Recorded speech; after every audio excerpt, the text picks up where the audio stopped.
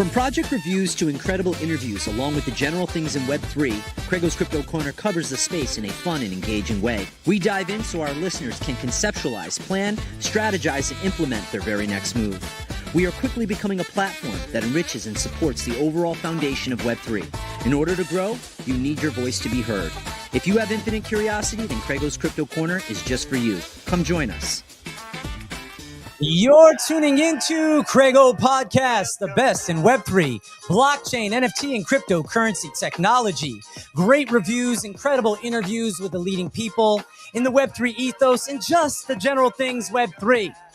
Today's guest is Beniamin Mincu, CEO of MultiversX, a next-generation Layer 1 design for speed, scale, and real-world adoption. Under Beniamin's leadership, the MultiversX ecosystem is undergone a massive evolution. Upgrades like Andromeda, Bernard, and Supernova are not just about performance. They're part of a bigger vision, building sovereign chains, introducing stablecoins for global financial flow, and unlocking bridges that serve as pipelines for real-world value transfer. At the core of this vision is a renewed focus on trust, open dialogue, with initiatives like community feedback channels and transparent leadership style.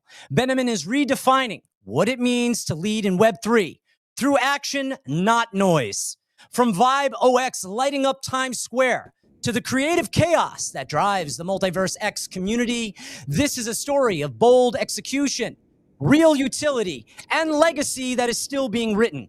Benny said it perfectly in one of his quote tweets. We're not just building a blockchain, we are redesigning the infrastructure of the internet. GM, Benny, how are you?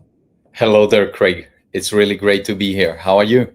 It's great to have you in. And I also want to bring in, if we can really briefly, our special guest as well, CTO of CoinZoom, Paxton Powers. Perfect. Yeah, pulling it's him cool right when now. you get him in. So Benny, welcome. Finally, we have you here. We've got a lot to talk about, and I think when I thought about it the other day, I actually put this tweet out, and I said, "This is about the founders, the core team, the holders, the developers, and some of the content creators like myself." And so, as we're doing this, I wanted to section everything out tonight and keep it organized. And I've got my pen and pad. I want to take some notes because I think, it's a class is in session. You as the leader and the CEO of, I believe, probably the most important blockchain out there. It's my personal business. It's how I personally feel. I know I'm going to get a little flack for saying that, but that's just my how I feel about it. So we look at trust and dialogue as one section. Then we're going to talk about tech roadmap and real utility, stable coins and global financial flow. Then we're going to go into bridges and value pipelines.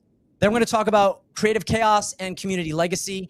And then we're going to finish off with leadership and transparency. So I want to hit with you on first with trust and dialogue. You emphasized giving the community a clear voice. What sparked this shift? Look, I think a lot of things are happening in the blockchain space, and a lot of things are happening with projects like MultiversX. And we have a lot of people from many, many parts of the world, each with their own opinion about different things, how they should be done, how they should move forward, and so on. And so hearing feedback, having conversations with the community members, we noticed that there's a better way of actually giving them a voice that is heard, that can be filtered, that can achieve its goal.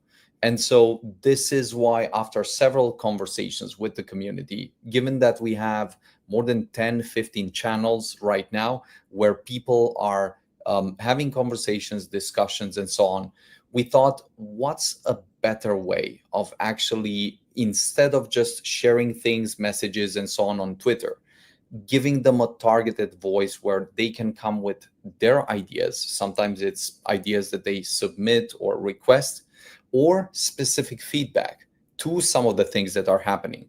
So we thought, what would be the simplest way to do this in a few ways? One, opening up a form, like simple form that someone can send quality, interesting, useful feedback.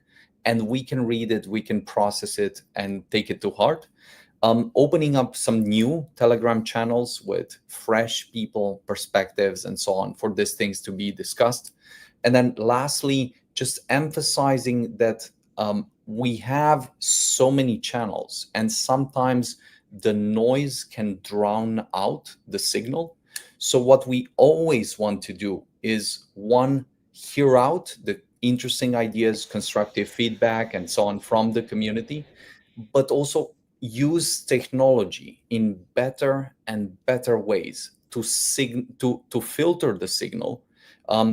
Let go of the noise and just double down on the people that really want to build something, that really care about building something. And so this is why we're here. We love the new ideas, the feedback, and so on from the community. And they love actually being able to share those ideas. That's a bit the context that we've done this through. And we've now received, I think, maybe more than 100 feedback notes. So it's really cool, interesting, and we're probably going to very soon also have a first round of updates on some of these questions, just giving the people some ideas on where we are with different things, how things are progressing, and so on. Yeah, I mean, the passion of this community is unreal. I'm a small podcaster. I enjoy what I do. It's a privilege to be here to share this space with you tonight. You know, the amount of DMs that I was just getting on and that's just me. So I can only imagine the amount of TG action that was going on there with all the feedback, and to have over 100 pieces of feedback. And ultimately, at the end of the day, people want to see success. If you invest your time and your effort and your energy, that's what I believe this blockchain is here for, and is so significant, and definitely want to dive in further into that with you. You know, how do you see MVX feedback and boost channels shaping the culture going forward, right? Because as you said, the communication was sort of broken down, and we say siloed, and now it seems like maybe it's merging together. The point to understand here is for instance, we have the Telegram groups where we have tens of thousands. I think we had above 100,000. Now it's probably 70,000 people in the main English channel. Then we have probably 10 or more other channels with separate languages and people from different communities in Europe and so on. And then we have different feedback channels, product channels, and so on. And that's only Telegram. Now imagine that we have Twitter, we have like X, we have Facebook, we have LinkedIn. On all of these social networks, we have millions of users that are using the technology, having some ideas, and so on. So it's always a new challenge when we try to find the simplest way to getting the feedback across, making sure that the feedback reaches the point of me hearing it, some of the people in the team hearing it. And just once we hear that, we always look to take the simplest, fastest action that brings us closer to what we try to do. So that's the point. This is why the form has been done just like that. It's super simple and at the same time super useful, because people have these ideas. Some of them are brilliant, some of them are maybe not the most useful, but at the end of the day, they need to be heard. And I think this is what we're doing really good. And then at the same time, the Telegram groups enable people to discuss also among each other, the ones with the feedback and the ones where we essentially just try to coordinate in sharing some positive news, spreading the different type of good signal that we have within the community. No, I love that. And I think that's important for everybody and everybody who's tuning in on YouTube and X Spaces. I appreciate you. I do not have my phone, so I'm not looking at PFPs right now, really focused on this conversation. If you get a chance, Tony, if you can just make sure just to see if we can get Paxton in, no worries. I maybe there's some technical issue, but Yeah, no worries. I don't know what's on it, but he's here. He's in the stage. Perfect. He has Right. himself muted. Perfect. Maybe we'll work some tech behind that. So, Yeah. you know, Benny, let me come to you on this. Right? 1% better. And I think that's really, it's sort of an idea. And is it measurable? But, you know, what does that mean for you on the progress? Maybe if we can just go quarterly right now, because right now you are in these states, but just help me understand, what does that mean if we can just break it down into quarters? The entire point with 1% is that there are good times and bad times, difficult times, hardcore times. And I think the current macro environment is absolutely brutal for general people outside the crypto space, outside the blockchain space, but then also within the blockchain space for many, many reasons. So whenever the environment is difficult and so on, what you want to anchor in is the simplest, clearest effort that you can get done over one day, and then another day, and then another day. And then if you get that done, what you'll always see is at the end of 1 week, some wonders tend to happen. At the end of 1 month, some effort adds up. And at the end of the quarter, again, some good effort adds up to something that you never thought when you start the 1%. So the big thing right now is we've had the biggest upgrade to the mainnet since Genesis. This is, in simple terms, just an upgrade so significant that it has simplified the network so drastically to have what we called one-shot finality. One-shot finality just simplifies the entire process of actually processing the transaction within the network, conveying that transaction, and sharing it with the other validators, reaching consensus, and simplifying that such that in one round, as opposed to several rounds, you can now reach consensus within the network. Now, that is very significant because it already brought a significant improvement in performance for the network, but it's even more significant because it's the preparation for actually the even bigger upgrade that we have in front of us, which is Supernova. I was just coming to that. I love it. I'm prepped for you. Okay, so let's go to this, right? From Supernova to Sovereign Chains, the L1 is evolving fast. How do you see this tech translating? Because this is really important, right? Because I want to connect with the normies. I want the normies to come and get, hey, use this Exportal wallet. Hey, this is how you do it. Maybe let's talk about Supernova, because obviously these blockchain upgrades, from somebody who's immersed in the space, they understand it. I mean, I had to do a deep dive this week. Some of the people in this space, they get it much easier than I do. I was never the tech guy, but how do you break that down and maybe simplify it so that someone who's maybe not in this space can really appreciate just what is taking place with MVX? Indeed. So what we've been preparing for with Supernova is essentially almost a completely new architecture from the one that we currently have. So we've been going through this architecting process where we've simplified and improved things so radically that the best way to look at this is we're making this technology feel magical for the user and for the developer, which means that in practice, you just want to send a transaction or you just want to interact with any type of application on this network. Well, you just tap and boom, everything is done. Less than 1 second, you have that executed and it's final. And I think that's the type of feeling, that's the type of benefit that users and developers alike need to feel. And beyond that, they really don't care. At the end of the day, you just want to see that this works. It works in a way where you don't even have time to think about it. So you tap and it works. 600 millisecond is already beyond the perception point where you wonder, so what's happening now? Am I waiting for something? And so on. But this has taken us years of work to get done properly in a secure way. But with that done, we're certainly at a frontier where the network is not only super scalable, one of the most scalable in the world at this point. And scalability means you can process hundreds of thousands of transactions per second.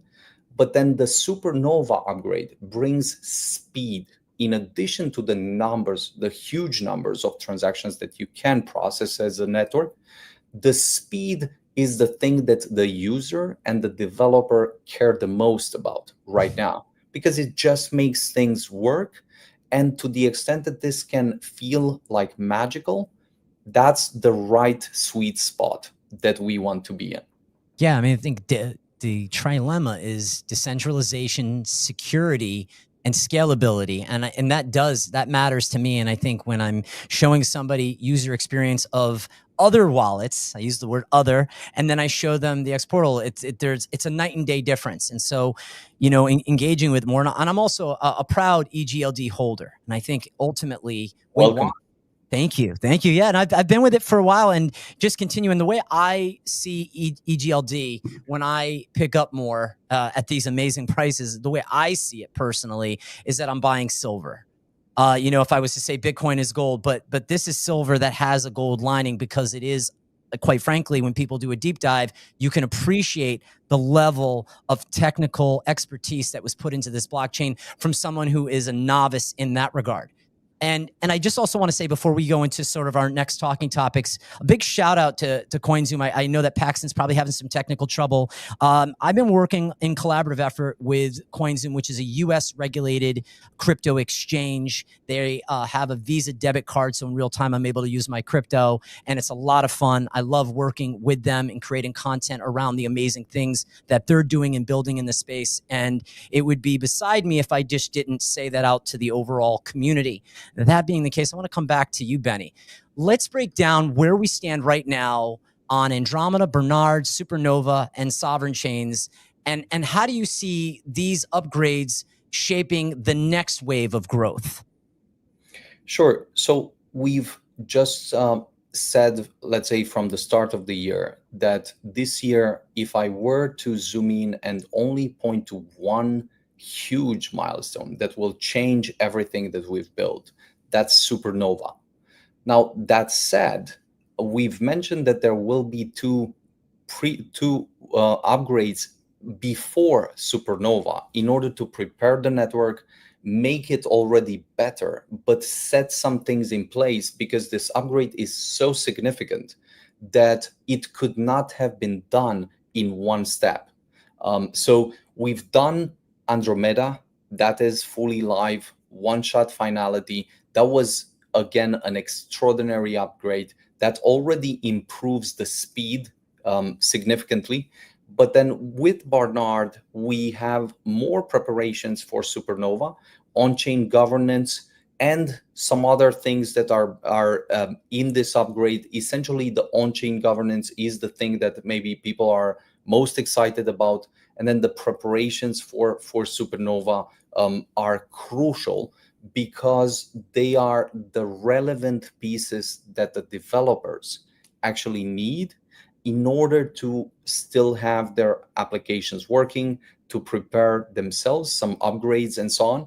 But the biggest milestone for very obvious reasons, because it changes the performance infrastructure, it changes the performance parameters, and puts MultiversX at the frontier, even in terms of speed, is Supernova. And Supernova with 600 milliseconds sets a completely different perspective on what you can get from a blockchain in terms of user experience, in terms of benefits, not in terms of only hardcore performance, because I could spend a lot of time talking about the strength of this rocket engine, but I'm shifting intentionally to the things that people actually care about, that they experience and see and so on. So that's the really big thing that I think will anchor the entire year.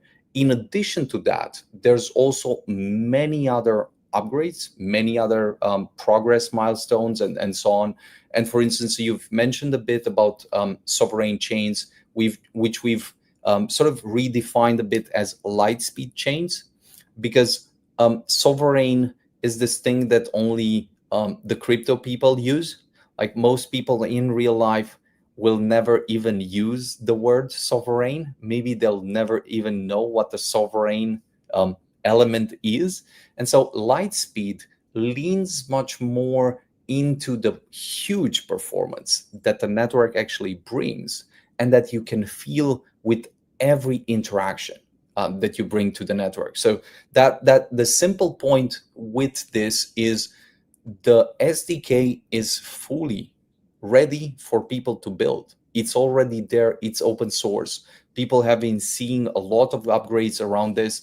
Now there's indeed a big conversation, and maybe the biggest conversation that I have and that I'm thinking about is, we can build this rocket science technology with great products, but at the end of the day, the only thing that matters, the thing that defines whether we win or whether we die with this great technology somewhere and no one discovers us, that thing is distribution. And the US is extraordinary at distribution. It understands marketing, it understands sales, it understands distribution more than any other country in the world. So everything we're doing, everything we're building, we're thinking, what's the distribution play to this? How can we win to this? How can we put it in the hand of the people that really matter and for which this really matters? So stopping a bit right there, but almost everything I'm doing in the US as I'm here right now is thinking super hard about distribution and almost nothing else. I love the That, fact, I think, is the issue we need to solve. and I love the fact that you're kind of, I don't say the rebranding, but just that going from the name Sovereign Chains, which I got, operates on its own and people can build out from that on this L1, right? It's not an L2, be clear, but it's that lightning speed chain, which I think is so incredibly important, and it goes right alongside of the plan for Supernova. So everything is planned out, and it almost brings me into probably the next thing that I wanted to talk about, because I saw this question that came up and goes, well, what are people going to be building right now off of VibeOX? What are they going to do in 69 seconds? And I said, well, let's find out, right? So VibeOX, you stirred up a lot of attention, by coming into the city and putting it right there. And I saw that video of you looking up, and that's powerful, right? And what is the true role of it? And how close are we to seeing a mainnet version? And who is that user? What am I going to build? Say as a content creator, you can use me in context. What am I going to build off of that? And then how can I scale that out to my network? Indeed. I think this is one of the big questions. Coming back to distribution, in some sense, everything we've built in the blockchain space, if you think about it, the bottleneck to adoption is not necessarily better performance, better speed, and so on, because essentially, while this matter, there's always a bigger question: what is the limiting factor? What is the most important limiting factor? And in some sense, if you think about it, devs and code have been the most important bottlenecks that have strangled the adoption, if you will. So with VibeOX, we're essentially saying, here's the point where we've marked the death of code and the birth of the builder. What does that mean? It means that you no longer need a developer to beg him to develop something for you, to wait for months, and then for that to not work, and then do 10 other iterations and so on. What you can do today is, as a simple person, as a creative person, as maybe an interesting person that has some ideas around what they would want to see built, you just open this application, and with the AI that is inside the application, you can in minutes build apps that surprise you, amaze you, make you laugh, and see that almost again in a magical way. The point is, in some sense, technology should work so fast that you cannot think about it. You don't have time to think about it.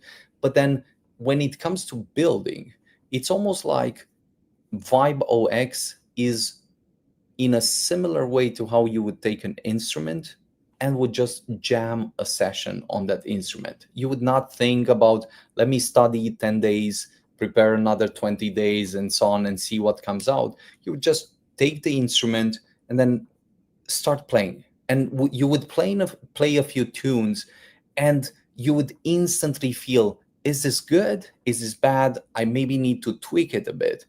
But once you can do this, something surprising and extraordinary happens. You can immediately move from one idea to the first iteration that you can see with your own eyes, and then to the point where maybe you're playing with that same idea. And just to give some specific example, we had this very cool experience of builders that were devs that were telling me, look, when you guys came up with this and announced it, we were very frustrated. Why? Because like, I'm a dev. Why are you giving this to me? And so on. Like, don't you think that I can build on it? And so on. And this very person then said, but you know what? My little sister actually took the tool and then built something in one day, where she had a game, she had something. And that blew my mind, because for the first time, a person that had nothing to do with coding, had nothing to do with technology, just took that and created a game or created an app that otherwise would take them months, or maybe it would never happen. So stopping here and stating that right now, there is literally no excuse. If you want to build something, anything, like an application, a game, something to play with, there's no excuse. You have everything you need.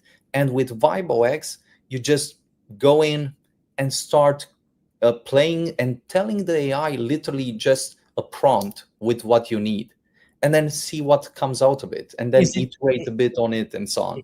Is it available right now, or when is Yes. it coming main? It is. Okay, Yes. great. So it's live right now. And the point with this is, the way to think about it is, you have a dev environment.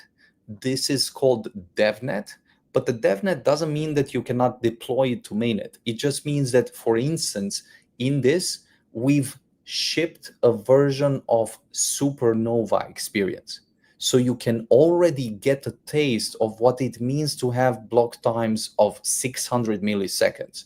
Everything moves so fast and so nice that with that, you're already in the future. It's almost like you're in this sci-fi scenario where the technology just works, and then you can just reap the benefits of it. So yeah, quite excited about that. And I think the builders, the simple people that have become builders and contributors for their own, let's say, interests in this respect, that's extraordinary to see. That's really cool. And just to see how, even over the past couple of years as a content creator, developing, learning in the space, what we're doing, such as the intro, the questions, kind of lining out stuff, AI has been phenomenal, because it took me so much more time before, and it still takes me a lot because I put a lot into this, but it's amazing to see what's going on with MVX and how you guys are utilizing this technology. And you also brought up another point. You know, I was wondering in the back of my mind for months, why is Benny coming to the US? And would you care to share? I mean, I think you did. This is where everything is happening, is in America. This is where it's all really going down. And so you come from your country to here, and here you are developing and building just in real time, and making things that really will change the world. Now, I do want to also, if I can, I'll just say to Paxton, if you're listening, feel free that if he does come into spaces, if he puts his hand up as the CoinZoom account, more than happy to bring him in. But I do want to talk with you, Benny, about stable coins. And, you know, we've got FinCEN, and we've got Micah, and Micah's in the EU. Why don't you tell me a little bit about stablecoins, how you guys are viewing it, and then we can dive in a little bit on that end. 100%. So first, I will just touch a bit on what you were mentioning related to the US. I think the US is an absolutely extraordinary country. And it's an extraordinary country because it's literally the best country for builders, the best country for people that have a kind of almost outrageous idea that they want to bring out into the world. They have an ambition that they want to see that happen. And there's no country on this earth that is as good for builders, for entrepreneurs, for these people that cannot sleep, cannot eat until they see that idea put out into the world. And I think looking at the world right now, in some sense, and I come from Europe, having tackled and gone to many challenges, I would say that at this point, Europe is basically cooked. And builders in Europe are temporarily cooked unless something fundamentally changes in Europe to have better capital efficiency and access and so on, to have better pipelines for people. There's so many reasons why things will not work that it's almost very clear that this inertia is extremely difficult to change. And so in some sense, you can imagine that it's very difficult to leave an entire ecosystem with countries and so on, and then go and come somewhere like the US where you essentially start from scratch. Of course, you've built a lot of things. Of course, you've done some extraordinary work, but you need to take the time to do the small things of actually building everything, restating everything, retelling that story. And I think that once it's done, it takes time, but once it's done, if you're great, nothing can stop you in the US. And now coming back maybe a bit to what you were mentioning, just stable coins are just one example of how the US is trying to lead a game. Now, with the new administration, a global reset has been sort of unfolding in front of our eyes. Regulatory perspective, tax perspectives, recognition for the entire crypto space. In one line, 6 months ago, if you were doing something in crypto, you were half in jail. So that's really bad. That was really bad for the US, right? But with the new administration, not only is crypto, let's say, neutral or tolerable, crypto with AI are the most important technologies that the US wants to lead into, to attract the best talent, the best entrepreneurs, and so on.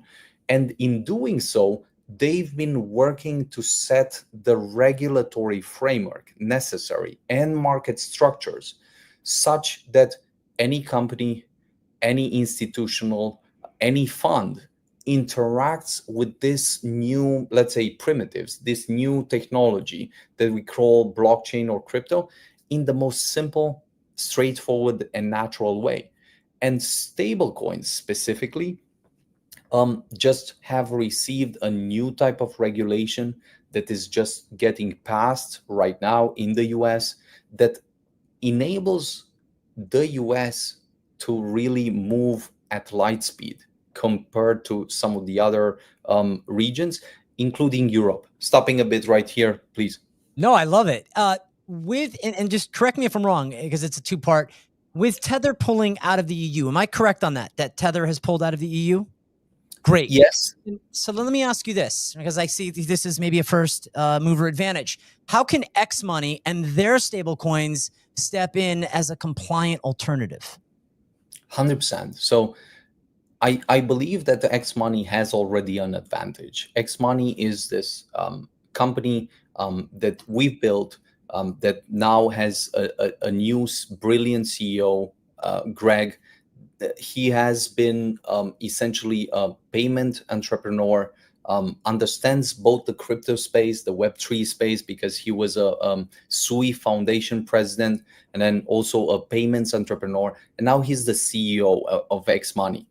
What's important about X Money is X Money not only has the technology, but the legal licenses in Europe that enables X Money to do fiat payments, to do crypto payments, and to also create and issue stable coins.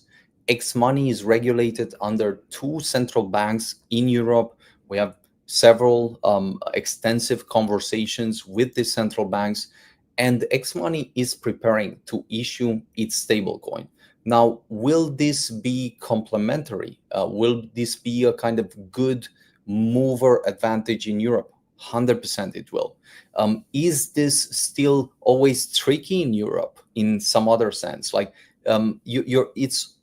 yes, it is, because you're almost treading on ice always, because something else might change, because the regulatory infrastructure is tricky, because you need to think not only how you launch the stable coin, but then how it can grow and how you'll do distribution, and then how you can make a really great, almost also business model on top of it. But we're in a really good position with X Money. I believe the entire set of steps that we've done throughout the years to build these relationships with the central banks, with very robust and bulletproof legal backing and foundations, will enable us to reap a lot of benefits across Europe first, but then in several other countries as well. And so what's the vision of USDX, EU, ROX, and RONX? And what kind of timeline are we looking at? So I would be, let's say, I would be jumping overboard if I would state something very specific here, just because it always depends on the central banks being aware, getting notifications, having that type of clearance and so on. But what I can say is we are confident that probably during this second half of the year, we're going to see several experiments on this front. And of course, I could not be, let's say, more excited about this. I am the first one to, let's say, push every day and ask every day, like, why does this take so long? Can we shorten that? Can we half that time? Can we move faster? But the good thing here is that once a stable coin is launched, then that entire legal foundation will be well worth it. The groundwork is set. Yes. Those that come after. And, you know, I think we'll get to it in a little bit, but when I think about X Exchange, X Portal, all the X's. When I think about it, you've kind of siloed it out into different leaderships, different people who have different leadership roles, and then I'm assuming that reports up. How come that was done? I'm just curious on that. So the point here is the following: a network doesn't have a CEO. A network is a sort of distributed ledger with validators, with nodes around the world, and so on. And so if you think about it, there are several legal wrappers around the network to enable the network just to navigate the real world. One such wrapper is the foundation, and another such wrapper is the labs company. And so right now, I am not the CEO of the network because the network doesn't have a CEO. I am the CEO of the labs company, and the foundation is there to just support the network, expand its services, awareness, and all of that. The thing is that once you go beyond a certain point with a company, with a structure, there's always difficulties. There's always overhead. There's always everything takes a lot more time than you wish. And the robust, simple, agile structure is to have independent entities that are aligned, that can move extremely fast. And for each entity, there's a few things that you always need to ask. One, how does this make money? Because if it doesn't make money, if it doesn't have a revenue, it will not exist over the years, right? Everything needs to have a way to make money, because otherwise those people that are working will not work there for eternity, and they'll not be able to pay the bills, they'll not be able to move in the right direction. So it's extremely important to, one, have something that users are excited about as products. Two, set them up for success in a way where it's an independent team with a good, rapid, agile environment that they can deliver in. Three, set them up in a way that they can grow, because at the end of the day, the only thing that matters with new products or with startups is how you grow, how you bring new users, how you attract more attention, how you bring more revenue. And that is the flywheel that you need to go through whatever you're building. So the point is that some of these lessons, it has taken us time to learn. We've not started with everything, let's say, perfect. We've started with a crazy determination on building something that users love, that serves the community and so on. And then we've learned many, many lessons along the way on things that work, things that don't work, things that can be set up better, and so on. And so this is also how we learned that we need to have separate entities that deliver these products, but that these products need to grow even beyond our ecosystem, because this is how we ourselves get more users. The question is, how can we get more users? How can we get more revenue? How can we get a bigger ecosystem? Well, someone needs to go out, needs to get the users, needs to convert them, and then they'll discover MultiversX. If we don't interact, if, for instance, we don't have these conversations with people like you, with other people that we have in the community, then we're just going to be a static, closed ecosystem that is essentially dead. Right. But I mean, you know what I love? I love when I'm on Spaces and I see some of my friends in there talking about the community, what's going on. You know, as I say, the good, the bad, and the fuddly. It's good, and I, you know, the acronym of FUD. I like the uncertainty, right? Because when you're building something big, and what you just said is, I'm building something much bigger than me and the core team. We build it to such a magnitude that it is all about the community. That door opens for business. It's about the customers. It's about the consumer. And I also love that you said, you know, you're taking a blockchain building leadership approach to this. And this is not me fluffing you up, but basically what you're saying is, this is why we siloed X Exchange, X Portal, X Alliance, is because we wanted to get out of the way of that. And this is where I stand in it. And as the company grows and becomes bigger, the ecosystem becomes bigger. We need to make sure that we're supporting that, and that we're not getting ourselves or our egos in the way, because we understand that can happen, right? You also said another 3 things that I think were really important. What you're here to do is excite, help the momentum of that success, and keep that continual growth. And so the next part is sort of I call it the when Lambo moment, right? Bridges and value pipelines. And so all this tech, it still has to connect. And we say, what is the pipeline from products back to eGold holders? And your thoughts would be? So the most important point here is, as I've mentioned before, distribution. What does distribution mean? It means, if you take X Portal, it means that you need new users. New users will drive new flywheels within the application. And out of those new flywheels, some of them will discover eGold, will discover MultiversX.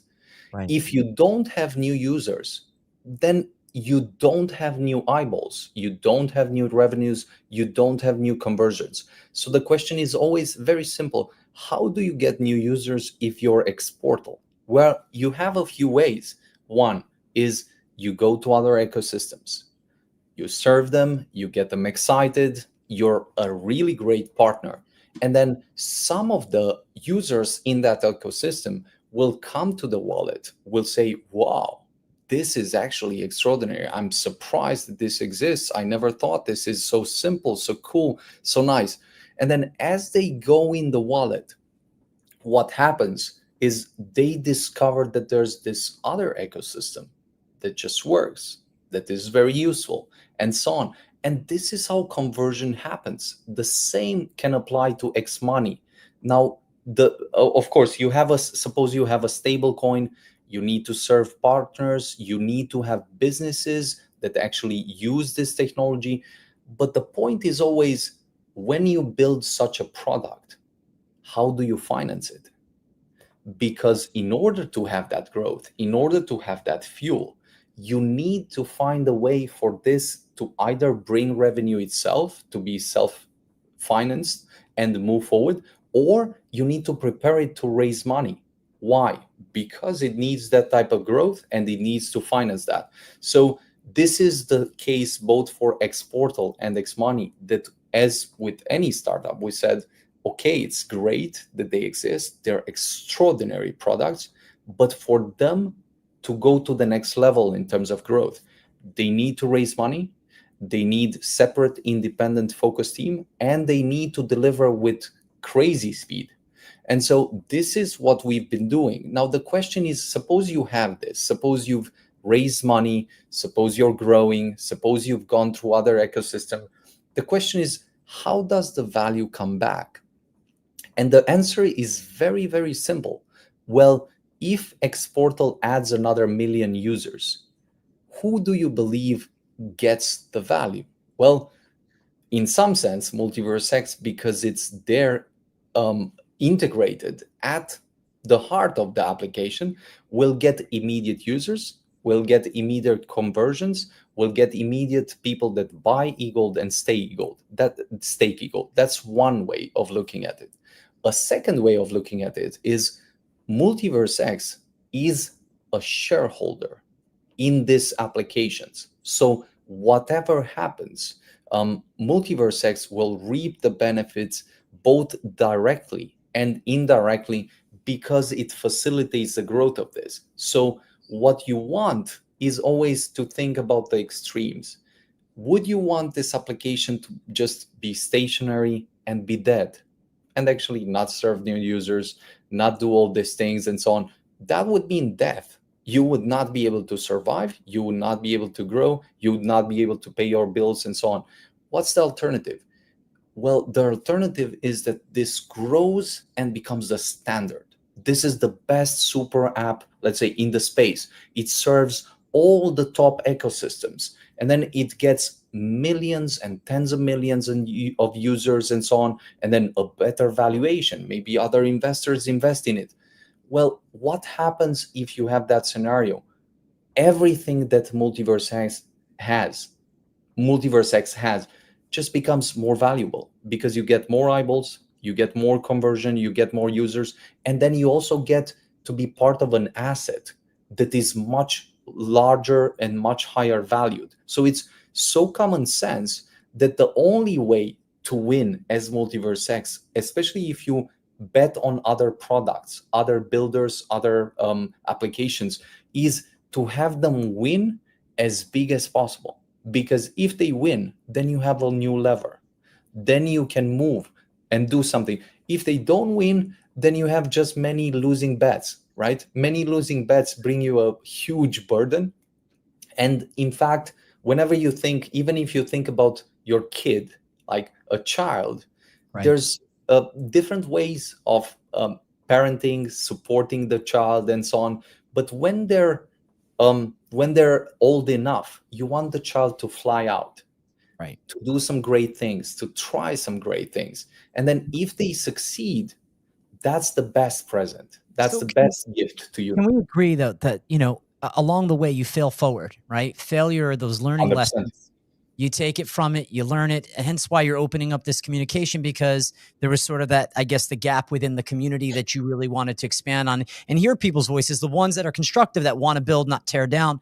The other thing is, on the way up, When we look at, when eGold had its highs well above 500, and, and here we are in what I think is a beautiful buying zone. It was this moment where you have all these people that had invested their time, their effort, their resources, their money.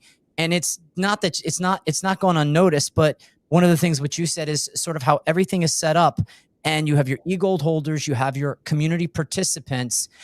Tell me, from the beginning of the year till now, and then we're going to keep this conversation going with Alexiar. I hope I pronounced that right.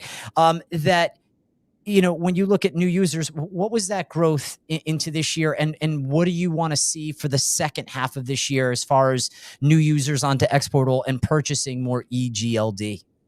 So I think you mentioned 2 points there. One, that the reality of the startup world is brutal.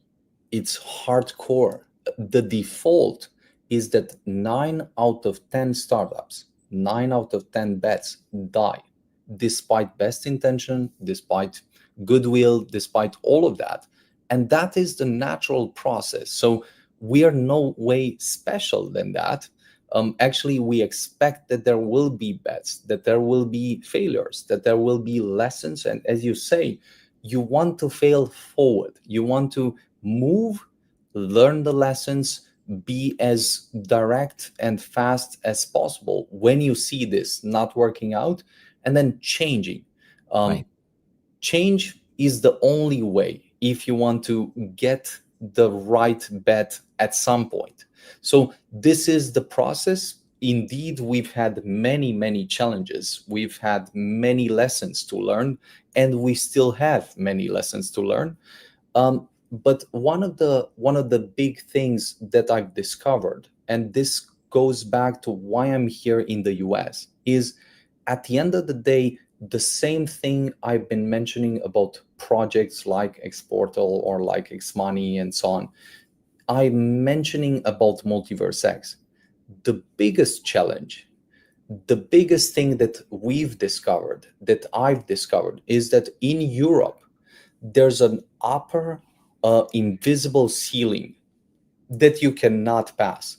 Why? Because users are not there, regulation is not there, capital is not there. Everything is lower and smaller than what you see in the US. And the way to grow is to recognize when you're a fish as large as the entire pond, and you're in this small pond and trying to do some things that people don't believe are possible, don't believe their work, and so on. And then you notice that right near you, there's a lake and there's also an ocean. And the ocean, I believe, is the US. The US is the ocean that has a different market structure, a different capital structure, a different regulatory structure. And the reason why I'm here, and the reason why I was mentioning distribution, is that everything related to users, to growth, and so on, is almost a completely different game in the US, right? And this is why I'm on the road, and I could sit at home and so on. I have a family. I have 3 super cool boys and so on. But yet I'm traveling. I think that's yeah. And I think that's the important part, right? You're a family man. I'm a family man. People have to be able to connect, be able to share the things that are going to help to build. Because if you ask everybody across the line, I would hope anybody that's an eGold holder, a developer, a community participant, an amazing content creators, and I got a bunch of buddies in this space. Big shout out to DB and XMatt and Drew doing amazing things. Like, we all should want the success of what's going on here, and your time, effort, and energies, and then also to be able to share some of the challenges or concerns. So I want to keep this conversation moving a little more. We're coming up on the top of the hour, and then at the half-hour mark, what I'd like to do is just have a little more fun freestyle, because this has been an amazing conversation. We still have 2 more points. Go into YouTube comments, see if I can find anything that's we want to talk about. Maybe see any comments on Twitter that we can kind of engage with a little bit. How does Alexiar and MX Bridge, I totally butchered that, differ in roll and rollout? Axelar. Oh, wow. I'm totally, wow. XLR. And Axelar, the other thing. Thank you. Yes. And MX Bridge, how do they differ in roll and rollout? So XLR the simple thing with XLR is this is a interoperability layer that connects several other chains. It just enables you to interact with tokens or liquidity and so on from other chains in a way where you don't care on what chain they are. You just can interact with them. The interesting thing with XLR, for instance, just to understand a bit of the behind the scenes, is the following. We have some very good people normally aligned with which you have some clear idea, clear deal, and you're pushing to make something a reality. In this case, the integration of MultiversX with XLR. So then how can it be that after 1 year, we somehow can have the conversation, this is not done? And believe it or not, I've had another conversation, the end conversation with the guys today. And I was just mentioning, because the guys are friends and so on. And I was mentioning, guys, I cannot have this conversation where we're literally discussing and so on. And this is not done yet. We're 99%. We've done everything on the technology side. What can we do to finally push this across the line? And the reality is that this is always a very difficult conversation in real life when you want to get the deal done. Like, you believe that it's just, hey, we're discussing, we just agree on this and it just gets done. No, we're discussing, we're helping with everything we can. We, in fact, build the integration ourselves through some teams from the ecosystem and so on. And then for them to enable that, they've needed to go through several security audits to make sure that everything is secure and sound. This is much more difficult for them to launch than a kind of EVM solution, which is just Ethereum. There are many Ethereum clones or Ethereum layer 2s, and they work on the same sockets, if you will. So that's easy. But here, the entire conversation has been so difficult because of these reasons that it's an endless conversation. And then you can usually not tell too much about this outside, right? Because you still want to get it done. At the end of the day, we want to see it done. This is super close. And once it's done, it will be extraordinary for builders and users because they can just access the liquidity outside. But I hope, I do hope that this gives just a glimpse from what I'm going to. And I'm going to pronounce it right. XLR. I got it. XLR. Yes. But no, that's good to know. And so I wanted to come back to how many users are currently on the network, and from the beginning of the year, what is that metric? Do you know that off the top of your head? And I don't mean to put on the spot on that. One way to look at it, we've seen growth in several metrics, but one way to look at it is, for instance, this metric that is about 100,000 daily active users. Okay. There's many other ways to look at it. You can look at it from, let's say, builders or developers standpoint, number of applications, number of transactions or daily active users, and then liquidity and TVL, if you will. Mm-hmm. Yep. But a good way to look at the barometer is just to look at maybe at the start of the year, we were below or around 50,000. So between 40,000, 50,000 daily actives. Now we're a bit above 100,000. That fluctuates. We've had days where it was 10x that, or days where it was lower. But it's just a good indicator of what people do on a daily basis. Now, there are millions. Just for context, we have 2.5 million users in X Portal, just as an idea. But out of those, you always want to see which of them have daily habits, where they use these applications, participate, are there on a daily basis. So we've seen a 2x from the start of the year to the mid of the year. And I think with what we have planned for the second half, we'll probably see more than a 2x, like significantly more. But I want to be, let's say, reasonable and conservative. Yeah, but again, patience wins. Busier blockchain, more transactions going, more value being created. It's that simple. How does the value flow from your end, from X Portal, X Exchange, X Launchpad back to eGold holders. So it's kind of we're circling this all around if we can. Yes. So there's two ways to look at that. One, utility. So to the extent that the network has more utility, more eyeballs that are brought to it, more applications through which you can use eGold, that's the way that you price the value of the asset. You say, this is the number of eyeballs, this is the number of applications, this is the utility function that I can see on the network. That's one way. Now, there's also indirect ways where you say, if one application succeeds even beyond the MultiversX ecosystem, succeeds on a global stage, then you have even more users. Then you have even more flow spillover, value spillover into MultiversX.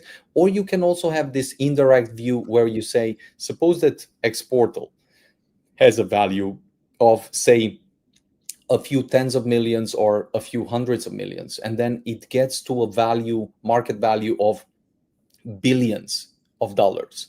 The question is, if that is sold or priced in, how does that value come back to MultiversX? Well, it's very clear how it comes back.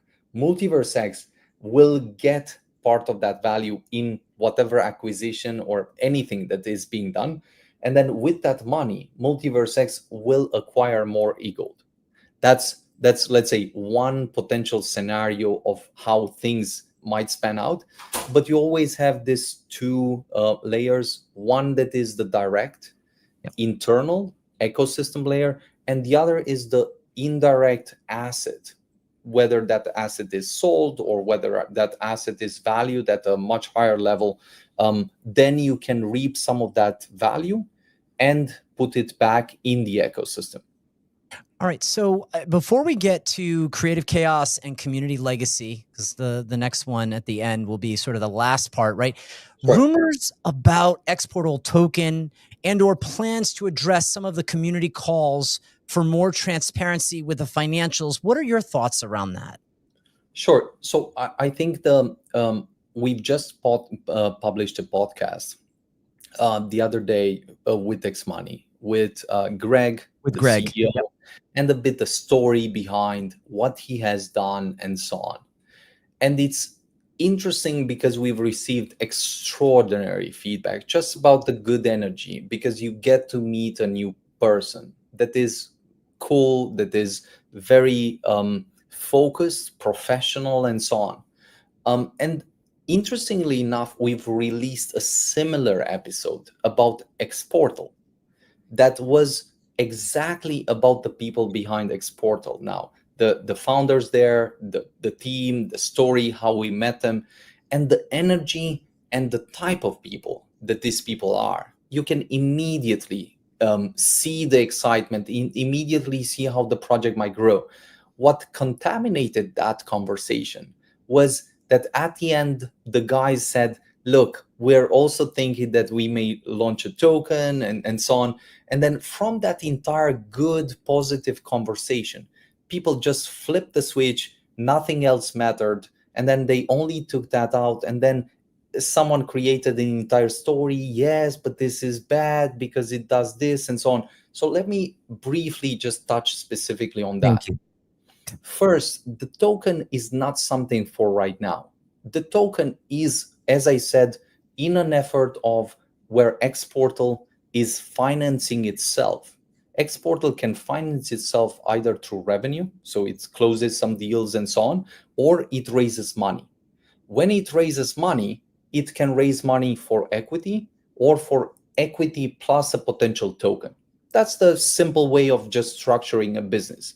Now, the entire point is we've thought, what would be the long-term way of actually building the best super app in the world to serve users, to make it a really great experience? And then in that experience, would it be useful for them to have a token there, to play with that, to make the experience more sticky, more interesting, to sort of almost gamify the experience?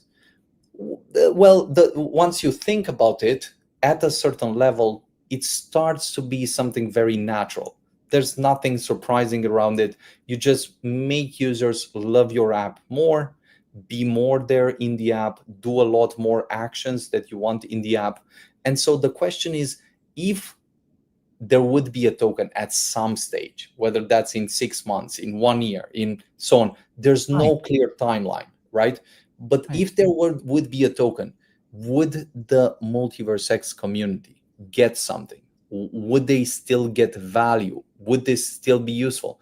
100% it would be useful. 100% it would probably, unsurprisingly, have a snapshot, have something where it would contribute value to the ecosystem, to the community, because this is the community from which they start, and they would do something. But I would literally say that at first, the token is not something that anyone is thinking about for the next months, right? They're thinking about how they can grow, serve more users, and do so as fast as possible. And that's crucial. Now, if a token comes, it will be well thought, aligned, and it will 100% be very valuable also for the MultiversX community to participate, to be part of, and so on. But sometimes people, when they hear these words, they cannot hear another hour of good conversation and then switch off just in a similar way. So hope I've clarified this at least a bit right now. No, absolutely. I think, politics in Web3 it's a very interesting dichotomy. I talked to Matt about it a lot, and sort of how to navigate that line of having, thoughtful, engaging conversations, giving a platform to kind of explain. And kind of interesting that, here you had this podcast, and I did watch the one with Greg. It was great. And I think it's when you have people on that convey a level of trust and talk about the things that maybe have not gone the way that they had planned out or anticipated. It's sort of like, we're going to build this crazy thing. And if you think that there's not going to be a mess and there's not going to be a bunch of people that are going to get ticked off, you're out of your mind. That is the impossible. I want to keep this conversation going, as I'm really enjoying it, by the way, Benny. I'm learning a lot, and I always go back and take my notes and then dive in and say, well, what does this mean? Or what does that mean? And I try not to judge too fast. So I think it's kind of an interesting thing that when you listen to something in context, takes the notes, step back for a minute, but realize, I think, that the most important token in the whole ecosystem of MVX, I think, will always be EGLD. I don't think there will be anything that could take the place of that in part. Now, mind you, people way smarter in this space than I am. MultiversX has always been fast, secure, and permissionless, but it has also seen some of the wild, community-driven, altruistic moments, from crowdfunding for Victor to grassroots initiatives like eGold Heist. How do you see these community-led experiments when you look back, and what's the vision moving forward? I think I love to see these type of experiments. I love to see them in many ways and as many colors as possible. I think if there's one thing that we don't do enough, or we should always do more, is this type of experiments. Why? Because this is how you learn, because this is how you get to create new relationships, new friends, and this is how you get to expand the community.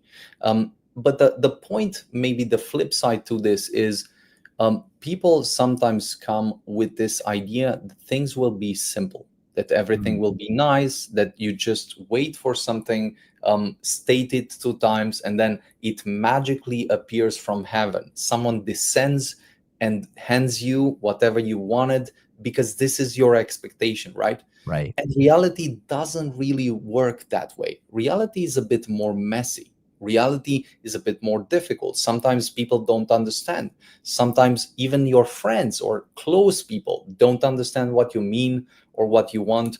But if you would, let's say, inflame the conversation very fast with them, you notice over time that you don't get a good result, that you don't, let's say, contribute to that relationship, and so on. So in some sense, there's almost this hardcore spirit that needs to be trained, that needs to be embraced, where things will be tough, will be difficult, no one guarantees me that despite my best efforts, things will not go at some point like astray in a certain direction, that I go outside and maybe a brick doesn't hit my head every day, and so on. So all I'm saying is, once you assume that no one is coming to just save me, right? I'm here to do as best as I can. I believe it will work out. I believe people at some point will see the value, and this is why I need to get out. I need to go to them, find them, and give them this technology and get them to use it. And this is why I'm in the US and so on.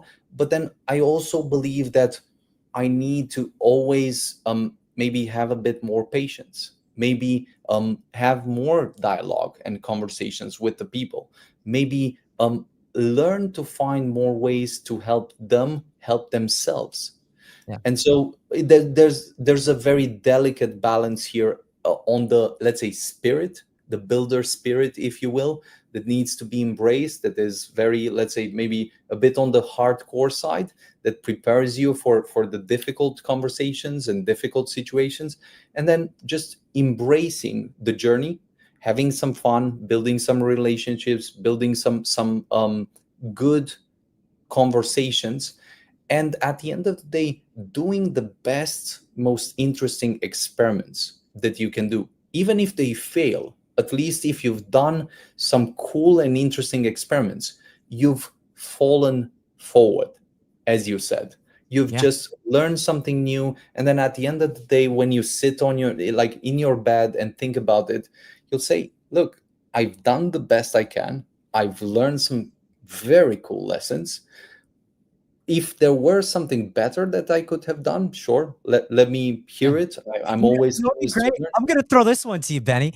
Just put it, hey, I'm open to feedback, and just put that as your tweet, and just let it go. Don't even comment, but just let and say, I'll read everybody's tweet, the good, the challenging, and the maybe the not such. Look, multicultural. I also like to block some people from time to time. So I heard, and this is where I don't go, hey, so Benny, I heard you like to block some people. But you know what? I love the fact that you can say that and you can laugh in a good spirit. So the person that got blocked, I get it. I think at the end of the day, remember when people look at, say up in a castle or the founder and the core team, a lot of people, I'm not saying that everybody does this, but sometimes people will elevate. And I think through my journey, if I could meet eye to eye and do really well at this content creation journey as an interviewer and really kind of make sure that I'm doing thoughtful stuff and I'm being mindful. Look, at some point, someone's going to get ticked off, and it's how you handle that. And so maybe not the blocking, maybe I'm just throwing it out there, but maybe it's just, every once in a while I say, hey guys, this is, this tweet thread, feel free to just throw all your comments. Give me the good. I love the good. And if you got something challenging to say, just know that I'll read it. I might not respond. 100%. We've covered a lot. And I want to say that I appreciate the ability of your vulnerability to come here and just kind of like lay it on the table. I want to come back to the first part of that, and then I want to finish up with leadership and transparency. And so I've kind of dialed down this. Usually I don't say it's not, this is very organic flow, but I want it to be structured for a particular reason. Is the shift towards feedback part of the larger decentralization strategy? When we think about the tenets of DeFi and it meaning something that embodies a level of trust and spirit, when you come back to that feedback part, is that sort of like the joking, saying, hey, put out that tweet? I'm kind of kidding, but maybe not really. But is that sort of like the TG feedback forums? Is that part of this larger decentralization for the overall health of the ecosystem, when you notice that there's maybe some unhealthy parts that you're trying to make healthier if it were a body? Sure. So a good way, a simple way, I think, to reason about conflict resolution is as follows, I believe. So there's almost 3 categories of people that you want to have closer and closer, and some categories of people that you never want close to you. And what do I mean by this? Well, there's people with which you agree and they're very aligned. And that's very simple. That's clear. They're there. They believe in the vision and they're aligned and they want to be there. there's people that disagree, but they still commit to moving forward because they believe that there might be something that they're missing, that they might learn something, and so on. And then there's people that disagree and are misaligned completely. They don't believe in the vision. They don't want to hear anything. They don't want to contribute. And they're almost alien in a conversation where you're wondering, like, why is this person even here? If they don't want to hear what we're discussing, why are they here? If they agree, okay, it's good. If they disagree, again, it can be very good. You can disagree and still commit to something or move in your direction. But then if you disagree fundamentally, if you're misaligned, if you don't want to hear about it, then there's a need for a mechanism that creates conflict resolution, enables the people that are completely misaligned and don't want to hear about it to move in their own direction. It's fine. The world is free.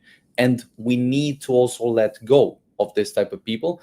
And then enables the people that maybe have misunderstood something or for whatever reason disagreed, but then came back to get realigned, to get closer.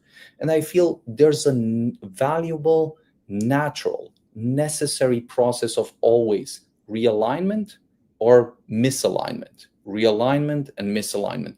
And so the tools that we're actually using, the forms, the social media channels, the conversations, those are just tools to either align with the tribe, with the people with which we want to build something because we believe in a vision, or to just let some people go because they actually do not want to be here. And I think the most important thing to realize is when someone doesn't want to be there, they don't need to be forced. They need to be left some space.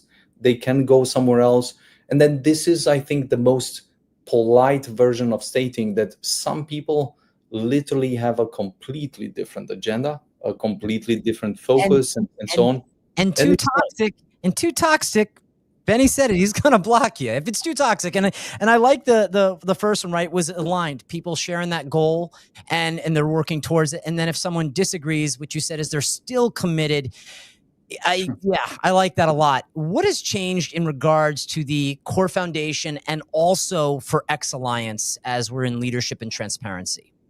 So I think maybe more than half of a year, we've discussed very clearly, for instance, what we're going to do, that we're going to structure things in this way, that they'll move faster, that they'll be more aligned, that this will be the steps that we're going to do. This is exactly what we've done. On those steps, we've worked, we've refined, we've put things in better shape than at any point in time. In fact, comparatively, with other ecosystems, with other networks, from any standpoint, not only performance standpoint, but even financial standpoints, we're at the point where this is kind of 10x in efficiency, like in performance, and then also efficiency. So once you consider this, then I'm not saying that we are not going to further improve this. We every day think about how can we further improve this? How can we make this better? But things are at this point not only very good and robustly set, but you've seen some really great things, for instance, on the marketing side. In fact, people have been seeing marketing the last month, maybe more than at any point in time, with cool, funny social takes, with a lot of maybe bullets and announcements and things like that. And I maybe would almost mention one thing that I think is simple and crucial. In the community, there's almost two elements to understand. Community is this vague word used for maybe too many things. And It's important to define what a community is. The community is the tribe and the people that already believe in a vision. They're there to support things, to amplify things, to move them forward, to indeed provide feedback, constructive feedback, and so on. That's crucial. But when we do announcements, when we go with further messages and so on, we don't do them for the community. We do them for the world outside.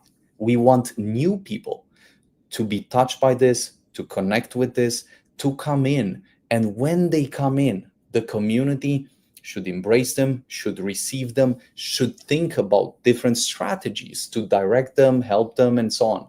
And I believe that to the extent that these two elements are clear, the community will not feel that they need to be impressed every day. So suppose that I'm announcing, I'm mentioning something, I'm mentioning a simple update. Then the people say, hey, yeah, but why do you say this and so on? No, Right. It's very obvious why I'm saying it. I want to communicate very simply and very clearly and very naturally with the people that are here, that are aligned, and that are looking for something. And then at the same time, when we announce something, just mentioning, we had the Times Square ad, and I've pushed this out, and we've had more than 1.2 million views to this ad. That's more than, let's say, the entire ecosystem has together. That's Right. an extraordinary, just simple milestone. That's not the end. It's not the start. There will be many other things. But all I'm mentioning is those moments, just clarifying to ourselves what we want to achieve. That this is not, when we're going with something out, it should not be just, hey, we're sharing it among these 10 people. We're these 10 people here and we're happy and so on. This is about going outside of our tribe and bringing some more people in, going outside in the world. This is why I'm in the US. This is why I'm having the conversation with you, because we want to share this message with people outside of our borders and bring them in and share this as simple and natural as possible. So we're halfway through the year of 2025. Gonna head into 2026. What does your evolving role as a CEO, what does that look like?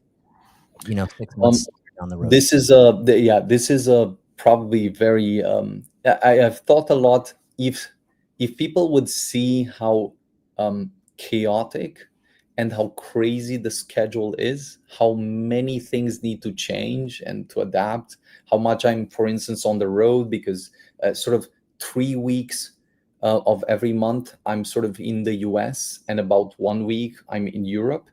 I think the point for me is always find the best ways or better ways for distribution.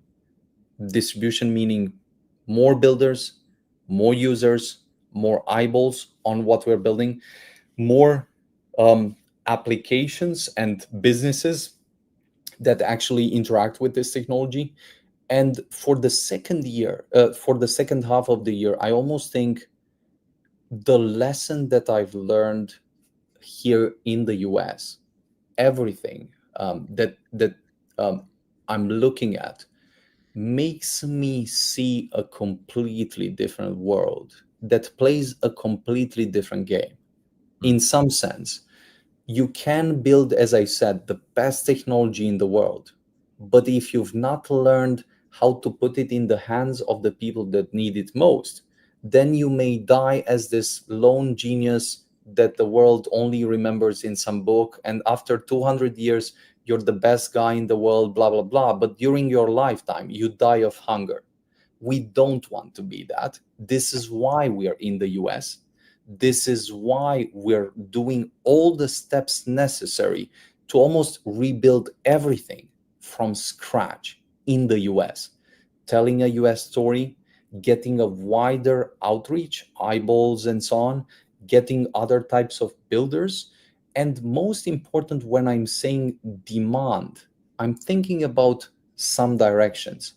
The retail direction as in demand, the institutional direction as in demand, and then the capital markets as in demand. Because if you look at it, crypto and the entire space is very small. It's still very, very, very early. So And early. then at the same time, you have this massive pond of capital here that is in the US, that is the general capital markets.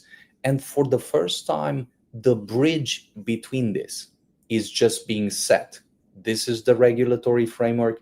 This is the market structure. This is the institutional framework. And so this means that the entire game can and will change due to the steps that this administration has been doing. Now, Right. how fast? I'm not sure. That I wished it was faster. Everyone wished it was faster, right? Everyone wished we would not have waited for months and months and months. But what I can say is that the substance is absolutely extraordinary, the steps that have been done. And then at the same time, the only thing it seems that's needed right now is just a flame, a spark on the macro market to let the liquidity in. If President Trump, and with this I'll close, if President Trump just manages to bring the bill in and to cut some rates, some interest rates, then, and don't quote me on this one, we might have the craziest bull run ever. But Yeah. you never know. You never I know. can't imagine people being angry then. I'm just saying. And I want to see people continue to develop. I want to see community participants. I thrive off of the positive energy, and I stay as far away as I can from toxicity. So I can appreciate that. And there are just two last parts to this, right? Any updates that we can get on tokenomic changes, fundraising, or any transparency reports that you might want to share with us? So there will be an upgrade in economics. We've mentioned that will be a good upgrade on that front. The thing that I can say is we've been working day and night on that, and have been making great progress. I've been having several very productive conversations with the teams on this specific topic. Yep. But it's probably going to be announced and discussed properly with the community when it's ready. What I can say is this will be a really great upgrade that sets things up for what will happen in the US. And then once it's ready, it will be presented to the community. There will be governance discussions, governance calls, and votes and so on. So everything will have its own space, time, and once it's discussed, it will be voted on. Yep, and it will be announced as well. Tony, I want to hold tight for just a second. We have one more question to hit you with, and then what I'd like to do is maybe go into the YouTube and see if we can find some of the top comments. I'm trying to read it off the screen, but also I want to make sure I'm staring directly at Benny. And then the only person that I would open it up in this space is to maybe for a few minutes, because I know we're coming up at 9:27, so maybe we'll kind of cut it because we're coming up at 9:30, which is, by the way, this has been a phenomenal conversation. Would be CoinZoom, and a big shout out to CoinZoom and the team over there, and invite everybody to check out what I'm doing on my X page. So Benny, with everything that we've discussed, trust, utility, adoption, what is the message that you want the current and next generation of builders and believers in MultiversX to hear loud and clear? Look, I think the US is, as far as I can see right now, the only way to take the game to a completely new level. I think the US has the capital, the US has the knowledge, the US has the builders, the US has the discipline and hunger to pursue this in a way that you could not do it in a similar way anywhere else in the world. But it also requires a different mindset, relearning many of the things that you thought you could. So I would almost encourage anyone that is a builder, that maybe is young and so on, to take a visit, give a chance to the US, get a taste and see what's happening there. Maybe I'm a bit more optimistic on the US than some people and so on, but I really see something special here. And I love to see this type of energy with builders, with people having some dreams and pursuing them. And I feel this could be the massive reset. I did a video the other day, Benny. So I'm doing a lot of short form video on TikTok and Instagram and along YouTube Shorts, and just kind of like these little 101 TLDRs. And I said, American culture is pop culture, and Web3 culture is meme culture. So we've got, I think we finished off a good segment. Did you pretty much, you feel like you've got to share a lot with the community at large tonight?